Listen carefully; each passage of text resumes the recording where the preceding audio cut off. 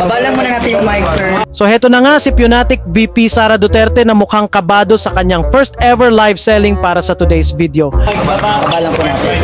3 questions lang tayo, ma. Ako lang. Sige. Thank you. Magandang umaga. So, two items lang muna ako sa ngayon today ha. Kasi Ang siste, siya ata ang pinakatamad na live seller ever online dahil 2 items lang daw ang kaya ni Inday. sorry, kailangan ko yung cellphone. Sir, kailangan. 2 items lang muna tayo today.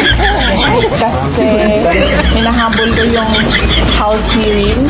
Kasi kailangan ko kasamahan yung mga kasamahan namin sa OB version. Yung mga kasamahan.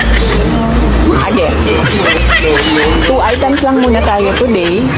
Ang tindi talaga ni Mary Grace Piatos, napakasipag maging tamad.